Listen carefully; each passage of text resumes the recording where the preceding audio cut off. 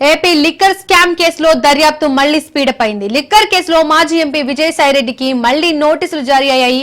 దీంతో కాసేపట్లో సిట్ అధికారుల ఎదుట విజయసాయిరెడ్డి హాజరు కానున్నారు. ఇప్పటికే విజయసాయిరెడ్డిని 2 సార్లు సిట్ అధికారులు ప్రశ్నించారు. కాగా లిక్కర్ కేసులో ఏ5గా ఉన్నారు విజయసాయిరెడ్డి. నిధుల మళ్లింపులో కీలక పాత్ర ఉన్నట్లు సిట్ అనుమానం వ్యక్తం చేస్తోంది. అయితే తాను కేవలం విజిల్ బ్లోయర్ మాత్రమేనని విజయసాయిరెడ్డి చెబుతున్నారు.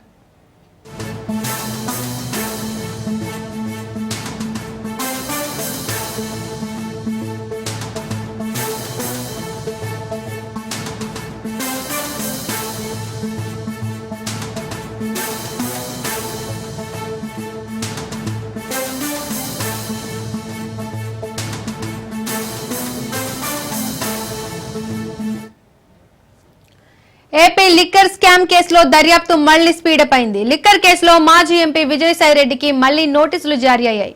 దీంతో కాసేపట్లో సిట్ అధికారుల ఎదుట విజయసాయిరెడ్డి హాజరు కానున్నారు. ఇప్పటికే విజయసాయిరెడ్డిని 2 సార్లు సిట్ అధికారులు ప్రశ్నించారు.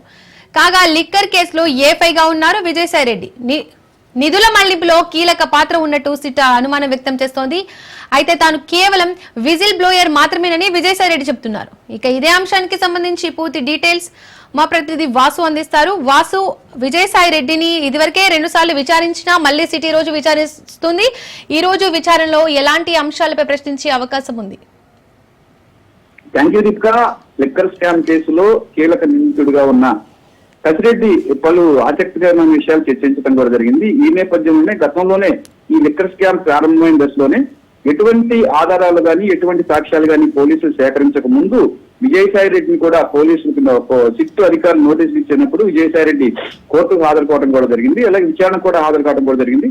ఈ విచారణ నేపథ్యంలోనే అంటే అప్పటికిప్పటికి చూసుకుంటే కనుక వివిధ రకాలుగా వివిధ కోణాల నుంచి కూడా కోట్లాది రూపాయలు ఈ అనఫిషియల్ డబ్బును కూడా ఈ కసిరెడ్డితో పాటుగా వేరే వాళ్ళందరూ కూడా ఇతర ప్రాంతాలకు తరలించినట్లు కూడా సిట్టు లో తెలిసింది. ఈ నేపథ్యంలోనే సిట్టు దర్యాప్తు మరింత వేగవంతం చేసేందుకు అంటే అప్పుడు గతంలో విజయసాయిరెడ్డి ఏం చెప్పాడా ఇప్పుడేం చెప్తున్నాడని చెప్పేసి క్రోడీకరించుకుని చూసుకునేందుకు సిట్ అధికారులు మరొకసారి నోటీసులు జారీ చేశారు. సిట్ అధికారులు నోటీసులు జారీ చేసిన నేపథ్యంలో కూడా మూడోసారి కూడా ఈరోజు విజయసాయిరెడ్డి హాజరు కానున్నారు. అయితే విజయసాయిరెడ్డి నిజాలు చెప్తున్నాడా లేకపోతే అన్ని తెలిసినప్పటికి కూడా ఒక మనీ మేకర్ లాగా ఉండి అన్ని అవతల వైపు వారి వైపు తోచేస్తున్నాడా తప్పించుకునేందుకు చూస్తున్నాడని చెప్పేసి ప్రధానంగా ఈ సిట్ అధికారులు పలు కోణాల నుంచి కూడా విచారిస్తున్నారు. అయితే ఇప్పటి వరకు అదుపులోకి తీసుకున్న అంటే పలు మాజీ ఎమ్మెల్యేని కానీ అలాగే కచ్చిడిని కానీ వీళ్ళందరూ తీసుకున్నాక వాళ్ళ దగ్గర నుంచి వాంగ్మూలాలు సేకరించినాక ఈ డబ్బును ఎక్కడెక్కడ ఏ ప్రాంతాల్లో మరలించారు ఎలా మరలించారు ఏంటన్నది కూడా దీంట్లో కీలకంగా ఉన్న విజయసాయిరెడ్డి కీలకంగా అన్నారు. అంటే అతను తొలుత నుంచి కూడా అంటే గతం నుంచి కూడా ఈ జగన్మోహన్ రెడ్డి ఆస్తుల కేసులో కూడా విజయసాయిరెడ్డి ప్రముఖ ఆడిటర్ గా ఉన్నారు. ఆడిటర్ గా ఉన్న అనంతరం విజయసాయిరెడ్డి రాజకీయాల్లోకి తీసుకురావడం కూడా జరిగింది.